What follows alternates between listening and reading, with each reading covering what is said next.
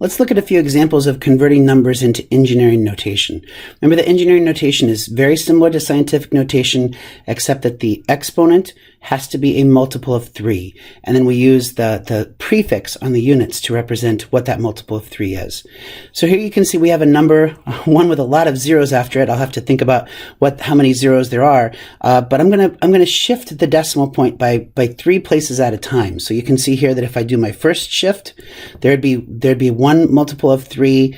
Here would be a second multiple of 3. And if I do that, then you can see that I end up with a number, this last digits here, that is between 1 and 1,000. I should mention that it has to be greater than or equal to 1 and then strictly less than 1,000. So here we have 100 times, and then I shifted it 6 places. So I'm going to have 100 times 10 to the 6th watts.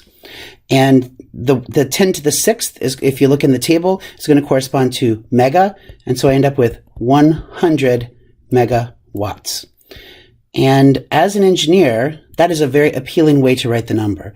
I mean, the other alternative, as a scientist, if you were writing this strictly as a scientist, you could say that this is 1 times 10 to the 8th watts.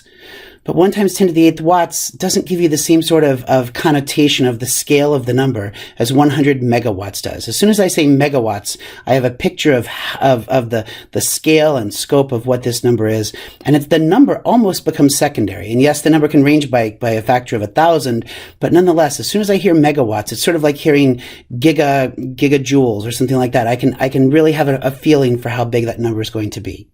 Let's look at the next example. Here I have a decimal point that needs to be shifted to the right rather than to the left. So I'm going to shift it 3 places. So here I've shifted it by 3 places to the right. Not enough. I need to shift it 3 more places to the right. Still not enough.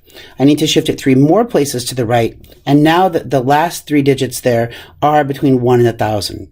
So I'm going to say that this is going to be 47 times 10 to the minus, and I had to shift the decimal place 9 places. So this is 47 times 10 to the minus 9th amps, and 10 to the minus 9th corresponds to nano. So therefore, this is 47 nanoamps.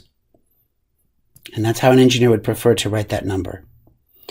Here you can see that I have an example of a very small number of coulombs, and this one is actually written in scientific notation. So let's convert that into engineering notation.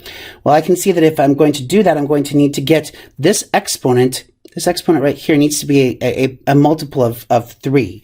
And so I'm going to need to increase this number here. I can't really decrease it by a factor of 10 because that would put it at 0.6, which is too small. So if I'm going to increase this number, then that means that I have to decrease this number right here. So if I'm going to decrease 10 to the minus 13th, it's going to become 10 to the minus 15th. That's the nearest multiple of 3 in the exponent. Now that means that number has decreased by a factor of 100, 2 powers of 10. So therefore this number needs to increase by a factor of 100. And so therefore 6.54 becomes 654 times 10 to the minus 15th. And therefore this works out to be 654.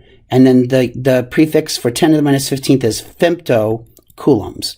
654 femtocoulombs, which I understand seems like a very, very small amount of charge. But remember that a coulomb is a very, very large amount of charge. And so even 10 to the minus 13th coulombs, we're talking here that this is going to be something like 1,000,000 electrons. So we're talking about quite a large amount of charge there, even though it's a small unit. The fourth and final example here, we're going to convert this number into joules. And what I'd like to do is I'd like to be able to increase this number. So again, this number needs to increase, which means that this number is going to need to decrease. And so if I'm going to decrease 10 to the 5th, well, the nearest multiple of that is going to be 10 to the 3rd. That's the nearest power of 10 that is a multiple of 3. And so therefore I've decreased this number by a factor of 100. And again, I'm going to increase this number by a factor of 100. Just a coincidence that these numbers worked out to be quite similar. So this is going to turn out to be 478 times 10 to the 3rd joules. And therefore this is 478 kilojoules.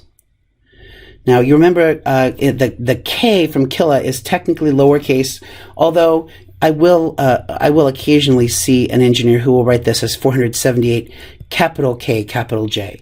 And so, although I try to write it very clearly that it's a lowercase j, it's the only one of the powers of 10 that are greater than 1 that has a lowercase letter on it. The rest of them are all capital. Meanwhile, all the ones that are less than 1, all of those are lowercase. So it's kind of a way to distinguish whether you're making the number seem smaller or larger.